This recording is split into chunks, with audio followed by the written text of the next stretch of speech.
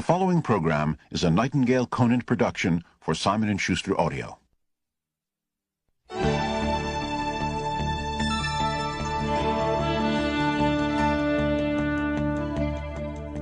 You're talking about motivation, that's it, and that's what I'm going to be talking about is motivation. West Texas rancher had a coming out party for his daughter. Now, this was one of those real rich Texans. I mean, thousands of acres of land, tens of thousands of head of cattle, dozens of producing oil wells. I mean, a great big house and an Olympic-sized swimming pool. Now, this coming out party for his daughter, us salespeople refer to that as group prospecting. I mean, he wanted to have a look of all of the fine young men in West Texas, so they came in from 100 miles away. Well, they had a marvelous occasion, and along about midnight, the host invited them out to his Olympic-sized swimming pool, which he'd had the foresight to stock with water moccasins and alligators. And he said to the young men, he said, now the first one of you young men who will jump in this pool and swim the length of it, he said, I'll give you 5,000 acres of my best land. And if you don't want the land, he said, I'll offer you $1 million in cash. And he said, if you don't want that, I will give you the hand of my beautiful daughter in marriage. Now, I don't have to tell you fellas this, but I think it's obvious that everybody knows that she is our only heir.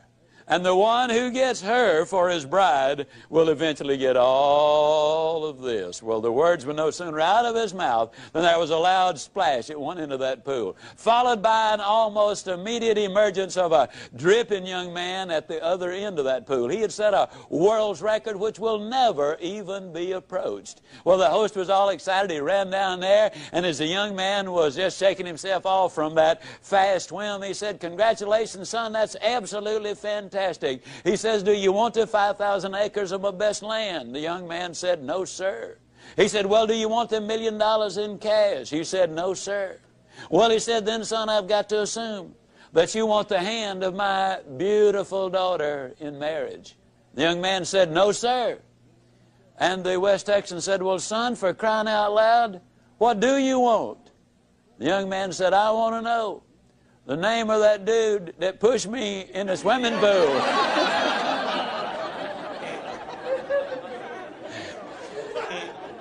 Now, I think we'll all agree that he was motivated. But I think we'll also agree that most people are confused about motivation. One of the favorite questions the media often ask me is, Mr. Ziglar, now you're going to do this 4-hour seminar. Yep, that's right. And you're going to get the people all motivated. I said, I sure hope so. That's what management brings me in for. Well, let me ask you a question, Mr. Ziglar. Where will these people be a month from now, 6 months from now? In other words, Mr. Ziglar, tell me, is motivation permanent? Well, I got to look at you folks and say, no, motivation is not permanent. But then neither is bathing. But that doesn't mean I don't approve of bathing. As a matter of fact, I strongly encourage it. Eating is not permanent unless you don't eat, and then pretty soon your condition will be permanent. No, motivation is not permanent for the simple reason that we've got demotivation, which takes place every day of our lives. There's more confusion about motivation and positive thinking than just about anything that I have ever encountered. I believe in this presentation, though, we're going to be able to clarify much of that for your benefit, and more importantly, share with you how you can keep the motivation and the positive thinking going. Positive thinking won't let you do anything. I get so annoyed when I hear some people enthusiastically stand up and say, man, with positive thinking, you can just do anything. Just believe it, and man, think about it positive enough, you can do it. I believe that's ridiculous. See, I'm 60 years old. I don't care how positive I got. I could not whip a boxing champion. I don't care how positive I got. I could not play football in the NFL or the basketball in the NBA. I don't care how positive I got, I couldn't perform major surgery on you and have you live. Nor could I give you a lecture on nuclear physics. Positive thinking won't let you do anything, but it will let you do everything. Better than negative thinking will. Now, I know that for most busy people, getting regular exercise is about as easy as climbing Mount Kilimanjaro. But it can be done. You've just got to have a plan. You've got to set some goals, because it's just as difficult to reach a destination you don't have as it is to come back from a place you've never been. Unless you have definite, precise, clearly defined goals, you will not realize the maximum potential that lies within you. And this applies to every aspect of your life, not just to exercise.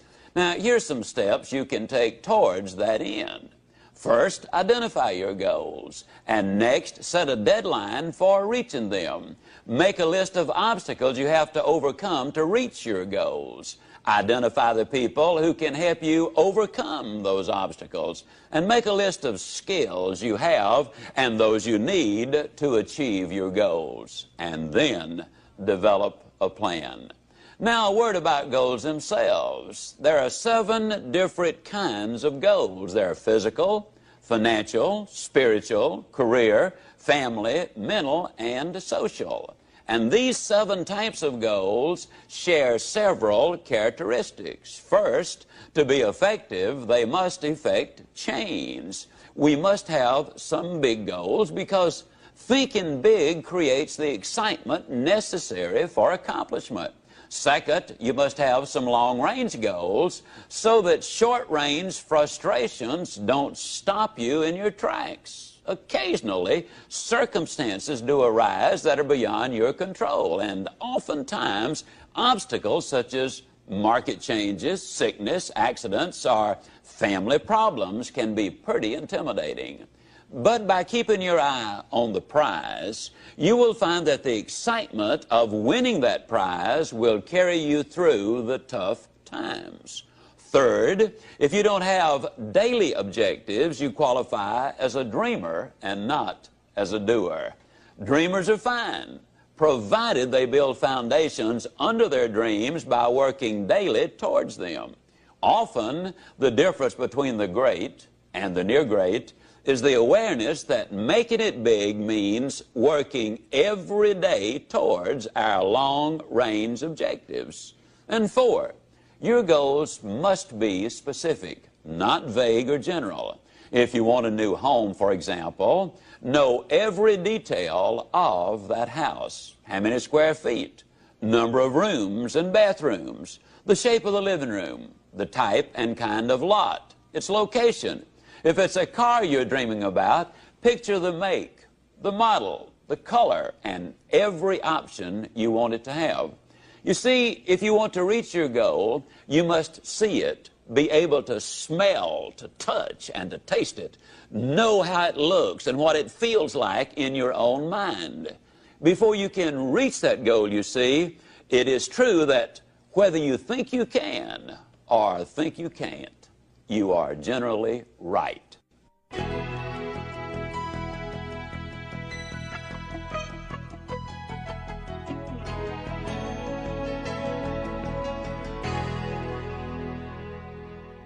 Step number 6, you need to feed your mind with the good, the clean, the pure, the powerful, and the positive. Let me ask you a question. If I were to come into your living room one day with a pail of garbage and dump it on your living room floor, what do you think you'd do? I bet I can answer the question. You would either get your gun and say to me, now, Ziglar, I'll bet you can clean that up. Or you'd get on the telephone and you'd call the police. Or you'd whip me as long as I was there. Those are things you would probably do. I mean, and then for months you'd be talking about this crazy guy came in my home, dumped garbage on the floor, ought to shot him. As a matter of fact, I wish I had. But we could clean the garbage up off your living room floor. But what about the garbage that we dump in our mind every single day? Einstein said that it takes 11 correct inputs to overcome one incorrect input. And a lot of the things which go in our minds and in our children's minds is not a thing in the world but pure garbage. I would ask you to do this. Evaluate what you read and what you view. Evaluate it in this light. Will this really help me to accomplish my objectives in life? Or is this going to be a deterrent to me accomplishing my objectives in life? Remember, you're what you are and where you are because of what's gone into your mind. And you can change what you are, you can change where you are by changing what goes into your mind. Now, as you probably suspect, I'm an absolute enthusiast about the cassette recorder. I believe it's the most fascinating educational tool that we have in our country. I was a visiting scholar for the University of Southern California for 2 years. One of the things they discovered was that if you live in a metropolitan area and drive 12,000 miles a year, that in 3 years' time you can acquire the equivalent of 2 years of college education. You can learn virtually anything you want to know about finances, foreign languages, the Bible, how to set goals, how to close sales, how to plan your life. You can learn so many things while you're there in your car. Feed your mind. Second thing I would encourage you to do is start reading something good every day. Did you know if you read 20 minutes a day and you're an average reader, that at the end of the year you will have read 20 200-page books, and that the average American only reads one good book a year? Think of what an advantage that will give you over the competition in whatever field you're in. Now, who does these things? Well, Mary Kay Ash of Mary Kay Cosmetics told me that she would never get in her car without a cassette that she could listen to while she was going somewhere. H.L. Hunt, worth $3 billion at his death, listened to cassette recordings until after he was 80 years old. Wallace Johnson, one of the co-founders of Holiday Inns International, over 80 years old, tells me he listens every day and reads at least 2 good books every month. Alan Bean, one of the astronauts who walked on the moon, told me that the astronauts on their way to the moon and back, and please understand, these people have the best self-images, the most clearly defined goals, the most positive mental attitude. They're the most confident, competent people as a group maybe that our country has. But these people were listening to motivational recordings on their way to the moon and back. And what a delight it is for me to be able to say that some of the recordings they were listening to were fantastic. You need to feed your mind. Now, a lot of times people say, yeah, you know, when I'm down in the dumps just a little bit, I really enjoy listening because it gives me a lift. Well, I'm glad to hear that, but let me give you the most surprising news maybe you've ever heard. It's good to listen when you're down. But, folks, the ideal time to listen is when you're sky high. Let me tell you why. When you're down, sometimes you grab at straws, and sometimes you grab the wrong straw.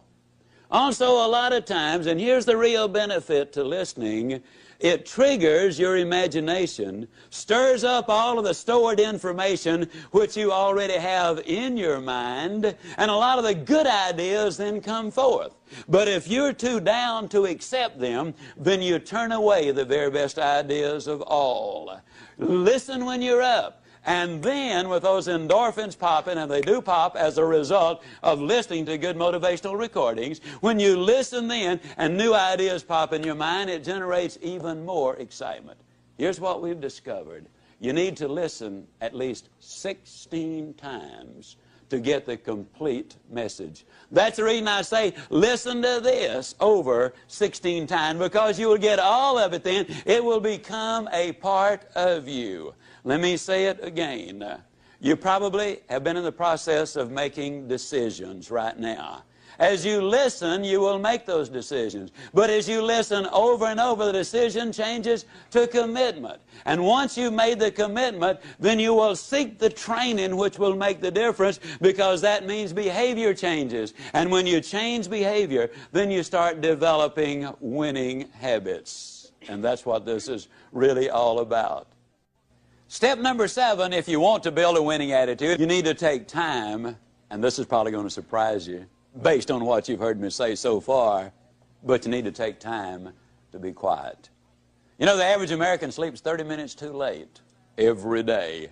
And when that opportunity clock does sound off, they hit the floor, I mean, in a dead run. They scoot past the kiddies' room on the way to the kitchen. They bang on the door, and they say, "Get up, kids, we got to go to school. Now, I don't have to tell you again. We were late yesterday morning. Don't want it to happen again." And they scoot on back to the kitchen. They plug in the coffee maker and the toaster, and on the way back by the kids' room, they bang again. Now, what I tell you, not going to have to tell you again. They scoot in, they get dressed real fast. You know, they shave and apply their makeup, and by then the kids are up. They rustle them into the den, and they set a bowl of cereal in front of them, turn the television set on, running their mind and their body all at the same time. They gulp their breakfast down, they hop in their car, and woe be to that person who dares to pull in on them when they've got the traffic jump on them. I mean, it will be too bad for them if they do. They hustle down, they drop their kids out, they rush on down to their work, and they're busy all day, and in the evening they come home and repeat that process, and by the time they get ready for bed, after watching 3.5 hours of television, they are exhausted. You know what we need to do, folks? We need to take time to be quiet. You need to do it at least 4 or 5 times a week. A lot of people say, "Well, that guy keeps talking about time for this and time for that. I don't have time for all of these things." Let me tell you how you can create an extra 3 hours every day of your life, guaranteed. Get your TV guide out on Sunday afternoon and look at the shows that you really want to see that week. Over 70% of all of the time spent watching television, you're watching things you have no interest in watching. Let me encourage you to do this. Take a slow, lazy, drifting, absolutely meaningless walk. Just almost go to sleep on the walk. Not an exercise walk, you need to do those too, but a very quiet walk. Pick out a place in your home where you can be absolutely quiet on occasion. If you have to get up 30 minutes earlier, that's wonderful. I don't know why, but I seem to wake up earlier in the winter months than I do in the summer months. And when I get up, it's pitch dark. I have a nice little office. I go in there and I turn on the gas log. And I sit there. And every time I do that, without exception, I have the most exciting day of my life. I simply run through my mind the things I'm going to be doing. As you plan the day, as you think of all of the things we've got to be excited about, it really does renew your energy, and it gets you excited about the day. Now, let me tell you something. This is going to be one of the toughest things you'll ever do. When you sit down saying, "Well, I'm going to sit perfectly quiet for 20 or even 30 minutes, you will think of 2,868 reasons or things that you've got to do. You try to decide, do I raise the window or lower it? Do I turn the heat up or down? Do I cut the air conditioner off or do I turn it more full blast? Do I really need to go to the bathroom? Am I going to get me a cup of coffee? What is that noise against the outside? Maybe I better check up on that." Resist the temptation. Spend a few minutes in quiet, reflective thought. It does make a difference. Take time to be quiet. Step number 8, take time for those you love. Dr. Herb True, professor at Notre Dame, outstanding speaker, good friend of mine, suggested this, which I really think is so valid. Frequently, every 2 or 3 months, you should close your eyes and visualize that everybody whom you love, really love, were suddenly, completely, totally, and forever taken out of your life. Then ask yourself the question, what would your regrets be? Would you really regret that you had not picked up the telephone and called that distant cousin, or even a brother or a sister, or a mother or father, or a son and a daughter? Would it be really a heartbreaking experience because you had not called and said, "You know, I'm really sorry that we had the problem. I don't know whether it was your fault or my fault, but let's get together and solve the problem." Take time for those you love. Spend time with each other. Those of you who are married, spend time as husband and wife, just enjoying each other, communicating with each other, getting acquainted with each other. Earlier I said all of the studies revealed that if there is that close relationship, then success is more likely to come your way. Of Korn Ferry International, an executive search firm in New York City, in conjunction with the UCLA School of Management, did a study on 1,362 vice presidents, men and women who were aspiring to the president's chair. Their average income was $215,000. They had spent an average of 15 years working for the company, and the most lucrative of them, those who had the highest paying of all the jobs, had had 2 or fewer jobs in their lifetime. They were loyal to their company. 87% of them were still married to their one and only mate. 92% of them were raised by 2-parent families. But the story has even more. They said they considered integrity the most important characteristic in their success arsenal. 100% of them said hard work was absolutely necessary. 89% of them had 2, 3, 4, or more children. 71% of them also said that if they had more time, they'd spend it with their wives. 50% said with more time, they would spend it with their children. Incidentally, the average one worked a little over 50 hours each week. So they're not working those 80 and 90 hours a week that a lot of people might think they are. And they're living a balanced life. 89% of them also were either Catholic, Jewish, or Protestant, and their faith apparently had some meaning to them. U.S. News and World Report did a study of the millionaires in America. There are now 1 million of them. They said the typical millionaire has gotten that way because he's earned his money or her money over a period of 20 to 30 years. They do work about 50 hours a week. They're still married to their high school or college sweethearts. In other words, the family is intact. Incidentally, a couple of other little things you'll be intrigued about this. They discovered that less than 1%, and the implication was it was considerably less than 1%, of all of the millionaires in America earned their money in music, radio, television, the movies, and all athletic endeavors combined. Considerably less than 1%. Intriguing, isn't it? Also, they discovered there are far more salespeople who are millionaires than doctors. And me being a salesman, I kind of related to that one. I thought it was neat. Now, what does all of these studies really say? These studies say that if we can build that relationship with those we love. Now, your family might simply be mother and daughter. It might be father and son. It might be husband and wife. It might be brother and sister. But you know who you're close to. The better you get along with the ones you love, the more likely you are to be successful in whatever else it is you do.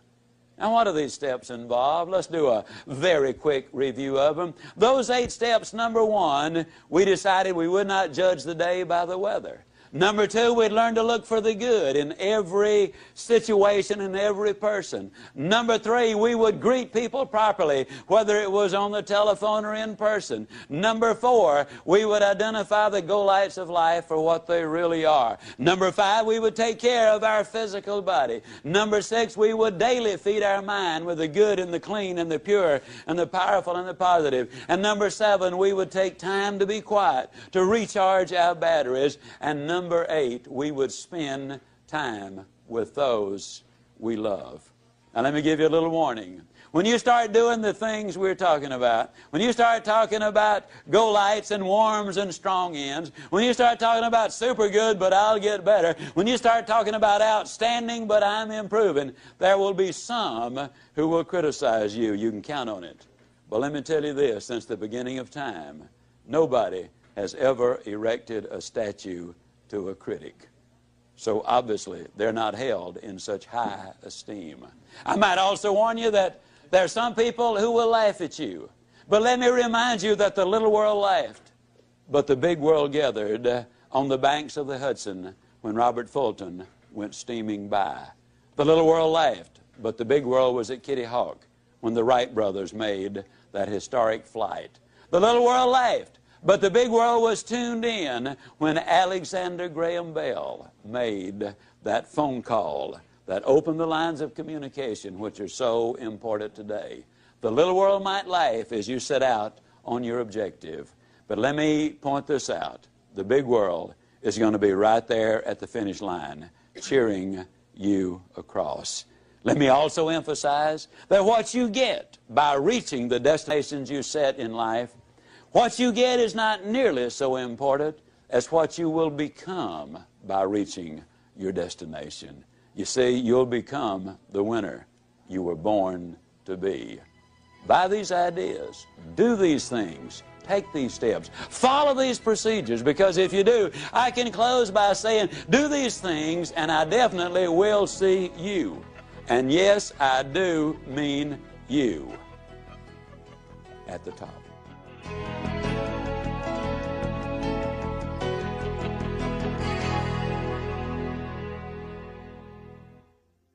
This has been a presentation of Simon & Schuster Audio. You know what positive thinking will do? Positive thinking will let you use your ability. And I'm here to tell you that is all you really need. Positive thinking won't let you do anything, but it will let you do everything better than negative thinking will. Will you buy that idea?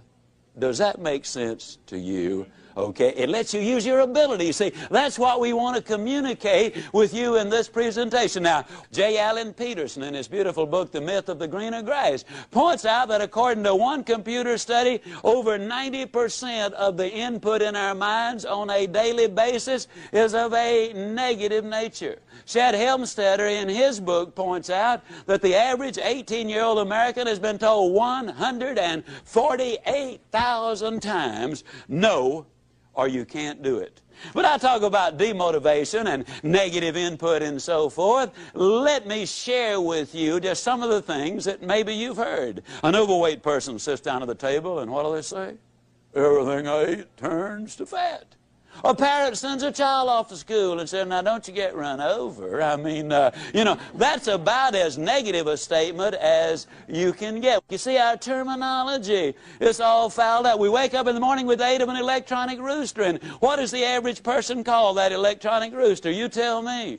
Alarm clock. But you see, they sound the alarm when the building catches on fire. That scares people. They sound the alarm when the bank's being robbed. That scares people. If you wake up to an alarm, that scares people. No wonder they're negative. It's an opportunity clock. Well, you think about it. If you can hear it, that means you've got an opportunity to get up and go. If you can't hear it, that might mean you done got up and gone. I mean, you think about it, it really is an opportunity clock. How negative are we? They bring out a loaf of bread, and what do they call the first slice? I mean the first slice on the loaf of bread. Tell me, the heel or the end? Isn't that crazy? Never saw a loaf of bread in my life that didn't have two beginnings. I mean, we really need to explore that. Now, what we want to do is we want to look at a formula. And this formula is a very significant one. William James, the father of American psychology, the man who really wrote the original books, he's from Harvard, says that if you want to change your life, you've got to do it immediately and you've got to do it flamboyantly. Now, I want to emphasize as I get involved in this, during these next few minutes, the chances are enormous that you are going to be making some decisions. And they will be good decisions. But they also will be emotional decisions, kind of like a New Year's resolution, which some people break the very next day. Decisions are easy to make. Business people make hundreds of them virtually every day of their life. Now, if that decision is going to mean anything, it's got to be reinforced over and over and over, and it's got to be done enthusiastically. Now, if it's reinforced often enough and enthusiastically enough, then the decision becomes a commitment. Now, once you've made a commitment to do something in your life, ladies and gentlemen, then you will seek the training. You will demand the training that will enable you to utilize and reach the commitment which you've made. Now, training is what makes behavioral changes in your life. If the training is good, that means you will develop winning habits. And ladies and gentlemen, all you've got to do is practice winning habits long enough, and you yourself will become a winner. You see, we were born to win. I believe that with all my heart and soul. We were born to win. The unfortunate truth is, many people have been conditioned to lose. So as we look at this formula, as I share these steps with you, I want to really encourage you to listen carefully this first time, but also repeat it over and over until it becomes a part of you.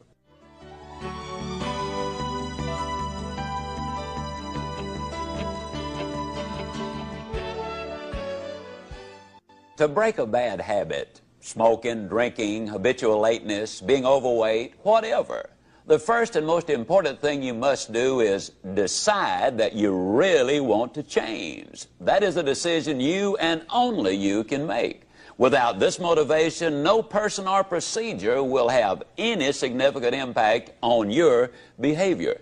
You must decide that you want to take control of your life, that you want to be free, that you want to do things with your life instead of having things done to your life. Secondly, if you need to, get help.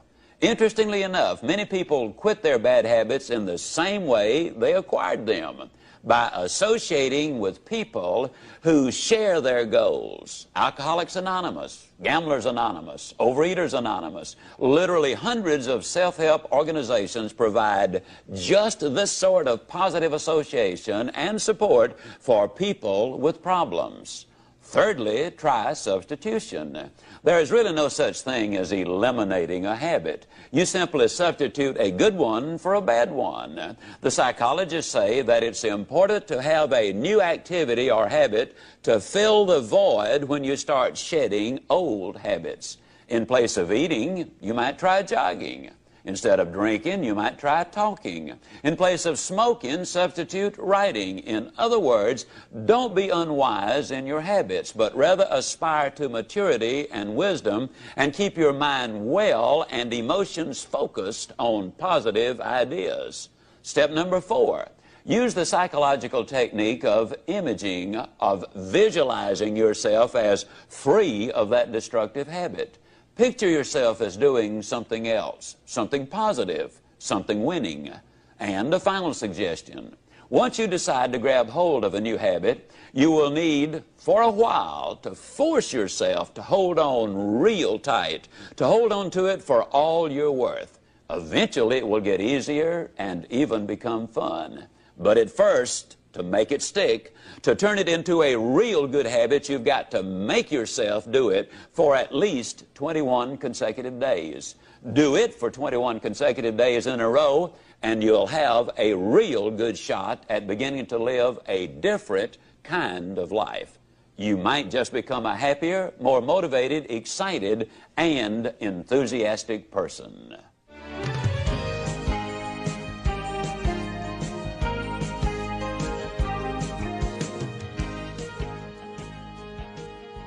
Step number 1 is never judge the day by the weather.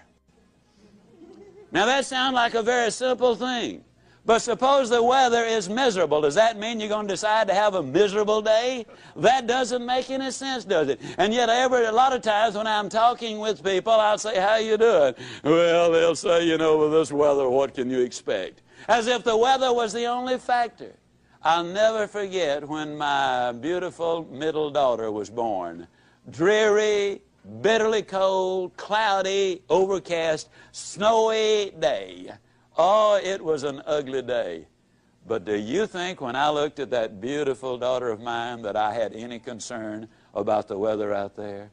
Step number 2, you need to learn to look for the good in other things and in other people.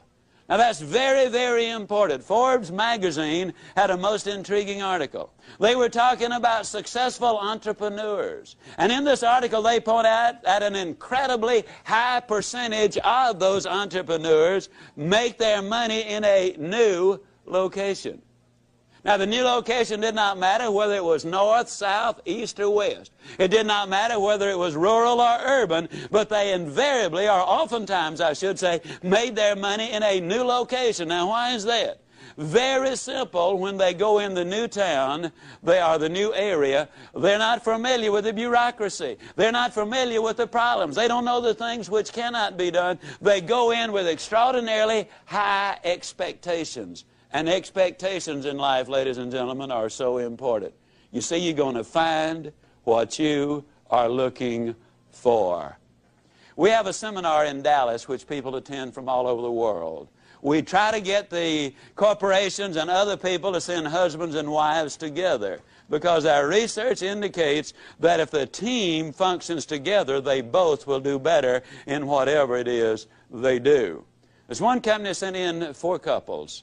We have a little process whereby we separate the people into little groups, or one section of where we got about 8 or 10 people, another one where we got about 20 people, and then we have the general get-together 3 times a day. Well, in the individual groups, they do a lot of role-playing and participation. They're very busy. And every time an individual says or does anything, the other members of that other group write them a little note that says, "I like Gene Smith because." And then they use some specific observable behavior that they like about her. At the end of the 3 days, each one there will have from 1 to as many as 200 of those little slips. You're talking about motivators. People get excited about it. Well, these 4 couples really got turned on, and we finished at about 8:30 that evening. They went out the first night to a very late dinner at one of Dallas's finest restaurants. They hit the jackpot with a waiter. He had been there over 20 years, been a waiter over 25 years. He was professional in every way. He was there when he was needed, but he did not join the party. He was friendly, but he was not familiar. At every need, he was there. He was really great. There was a lot of interchange. They got his name.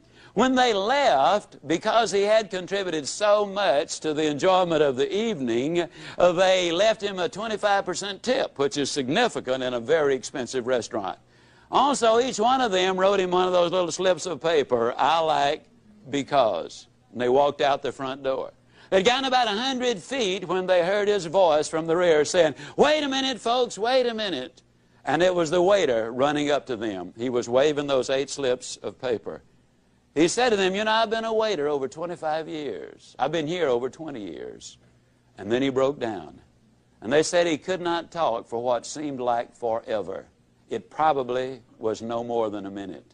He finally regained his composure, and he said, "You know, this is the nicest thing that has happened to me in 25 years as a waiter." He said, "I'll never forget tonight." And he turned and walked away. Calvert Robert says that there are over 3 billion people on the face of this earth who go to bed hungry every night. But he says there are 4 billion people on the face of this earth who go to bed hungry every night for some sincere, honest appreciation, a compliment, if you will. The waiter story has 2 bottom lines. Bottom line number 1, wouldn't you love to have been at the next table that waiter served? Don't you know they got the best service anybody has ever gotten in a restaurant since restaurants opened to serve the public? But the real bottom line, and the real reason I tell the story, is this. The waiter said it was an occasion he'd never forget, the most important event of his 25-year career as a waiter. His benefits are enormous. But as great as they were, every last one of the 8 received an even greater benefit. It's absolutely true, folks. You can have everything in life you want if you will just help enough other people get what they want. Step number 3. If you want to build a winning attitude, you need to know how to greet people properly, in person and on the telephone. Have you ever noticed that most people absolutely don't even know how to answer the telephone? I challenge you. 2 of you get together. Look up 10 numbers separately in the yellow pages and swap numbers. I'll guarantee you, you will be unable to identify more than 3 of the companies you call based on the way they answer the telephone. They snatch the phone off the hook as if it were an intrusion. What do you mean, dial this number? I wouldn't bother you. Good morning, Lord Company. And you have no more idea than a goat who you've called. When our lady answers the telephone, she says, good morning. And you know it is not a recording that you got. Then she makes a motivational speech. Not as long as the ones I make, but she makes a motivational speech. She says, it's a great day. And people often say, Ziglar, is it always a great day? It sure is, and if you don't believe it, you just try missing one of them. It's a great day. And then she identifies the name of the company. Now, when I'm at home, and I stress, this is when I'm at home, I frequently answer the telephone singing, oh, good morning to you. Now, I'll be the first to admit sometimes there's a long pause. Then I sing them another little ditty, if you don't speak up, I'm going to hang up. And many times they'll say, who is this? And I'll say, whoever you want. Who do you want? Man, you sure do feel good today. And I say, yes, many years ago I decided I was going to feel good today. Now when you greet people personally, you ever notice how people greet each other? How you doing? Not too bad. How you doing? Fine, so far. How you doing? Good, since it's payday. How you doing? Okay, since I get off in 22 minutes. And don't you love it when one of them pulls himself up to the full height and say, well, under the circumstances. I mean, it makes you wonder what they're doing under there in the first place, doesn't it? Now, instead of that old razzmatazz, when you greet somebody, and incidentally, you need to initiate the action, I jog almost always between 5 and 8 o'clock in the evening. I love to jog that time of day. And when I jog, every time I meet somebody, I always give them the same greeting. Good morning. And in 85% of the cases, by actual count, they always respond either all the way with good morning, or they'll get part of it out. It's not morning, man, it's evening. I made this talk the other night in Dallas at about 8:30 in the evening. By the time we left the motel, it was 9:45. I stepped on the elevator. There was a fella on it. I said, good morning. He said, good morning. Now, what am I saying with this? I'm saying that people respond in kind. And if you want to set the tone and the pace, not only in your own life, but in your family and also in your company, this is something you can really do. Now, when somebody says to you, how you doing? Instead of that old negative baloney, why don't you just tell them the truth? Get yourself a 3x5 card, and on one side write outstanding, but I'm improving. On the other side write super good, but I'll get better. And then when somebody says, how you doing? You whip out that card and you say, outstanding. But I'm improving, and I'll guarantee you'll never feel sillier in your life. As a matter of fact, you won't even be able to finish it. You'll be laughing on the way, and the other person will too. I will guarantee you, if you'll do this for 3 weeks, you will be shocked at what happens to you as a result of it. Greet people properly. Super good, but I'll get better, or outstanding, but I am improving. Now, a lot of times people say, well, Zig, do you ever have any interesting experiences with this kind of an approach? I said, yeah, sure do. Never will forget, several years ago, on a brutally hot day in Dallas, I had a unique one in a cafeteria. And let me qualify this by saying that when my youngest daughter was 16 years old, the only job she could get was in the cafeteria line. Now, cafeterias are very big in the Southeast and the Southwest. And I had never realized just what a terrifically tough job they have on those serving lines. When I watched my daughter, I immediately made a decision. I decided that never again would I ever go down a cafeteria line again without enthusiastically greeting every person there and giving them some word of hope and encouragement if possible. But I'll never forget that hot day. Oh, it was brutal. We went in slightly after 1, a buddy of mine and I did, and 98% of their business is done between 11:45 and 1:15. Well, there's only one other person in the line, and he was in front of us. And he apparently was from the same school I'm from, because he was saying good things to everybody. And he done good until he got to the meat department. Then he said something about the weather. Now, you got to understand, some people sweat and some people perspire. The lady cutting the roast beef was sweating. And when that fellow said something about the day, she reached up, she wiped her forehead, and she slung the dirt on the floor, and she said, yes, it has been one of those days. Now, you got to understand, she wasn't talking to me. But she's talking about the only day we got. And she's talking in my town. And I've got a reputation at stake. I cannot sit idly by and let a comment like that be made right there in Dallas, Texas, and me not have something to say about it. So I put my big nose in. I said, yes, it's absolutely magnificent, isn't it? She looked at me with the coldest, most calculating eyes that I've ever seen in my life. And she said, you have been out in the sun too long.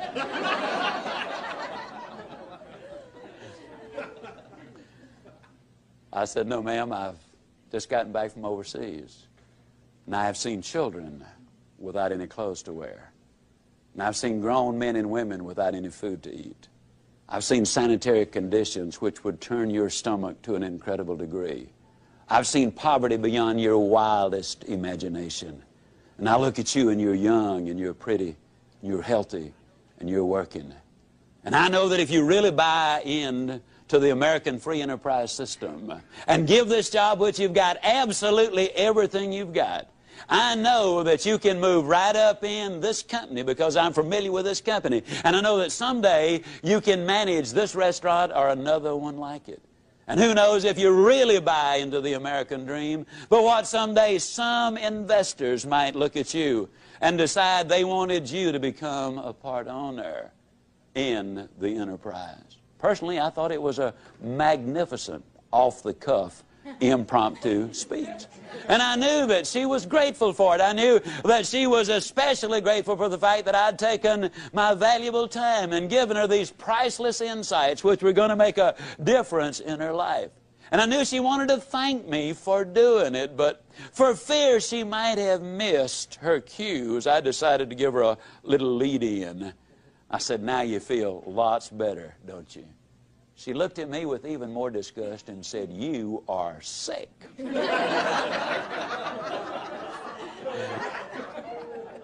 Well, you win some, you lose some, and some are rained out, you know. Well, I got the rest of my food. I went on down to the end of the line, my buddy and I, and we sat down. We're having our lunch, and we ran out of tea. And a lady, she had to have been 65 years old. She might have been 70 or 75, came by to serve the tea.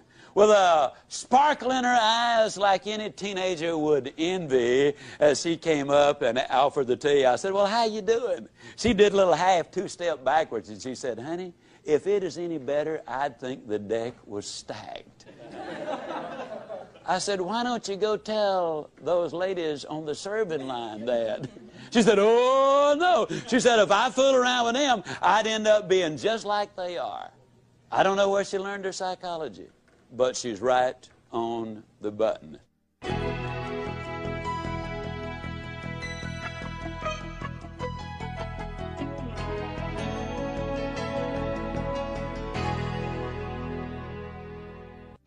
When I say it's important to greet people enthusiastically, I'm really talking about having the right attitude, being positive and upbeat. Having the right mental attitude is one thing most professionals agree on because it is the main reason for the success of any project. In short, your attitude is more important than your aptitude.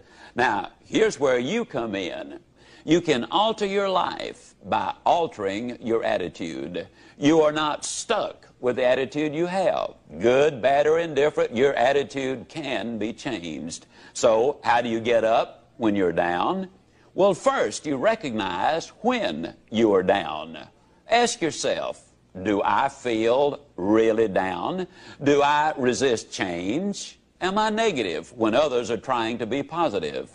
Am I a put-down artist? Would I rather say no than yes? Second, understand that there are seldom, if ever, any hopeless situations. Only people who lose hope in the face of some situations. Third, know that the condition is temporary and can be changed. Fourth, you schedule your downtime. Set a time limit on how long you plan to stay down. A couple of hours for minor things, maybe a few days, even a week for the bigger disappointments in life. In any case, know which day will be your get up and go up day, and get up and go. And fifth, try this new motto on for size. Go with the flow. When your boss tells you to do something, do it with style and with a smile. Instead of making excuses when a friend compliments you, just smile and say, thank you, instead of putting yourself down. Remember, attitude, like the flu, is catching, so make certain that yours is worth catching. If you wanted the flu, you'd visit someone who had the flu. To catch the right mental attitude, you must go where it exists. So begin by associating with positive, energetic people and avoid the naysayers. And before long, when someone asks you how you are, you'll respond in a positive and enthusiastic manner.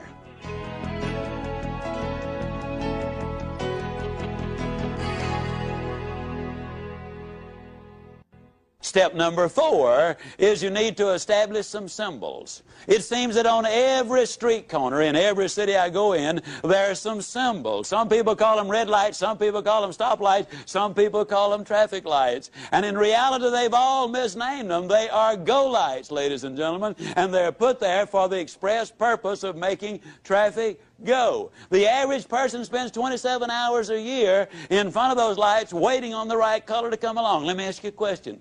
Have you ever been sitting there waiting on the right color to come along? You're all excited, you're all enthused, you're all motivated, you're listening to your Zig Ziglar tapes.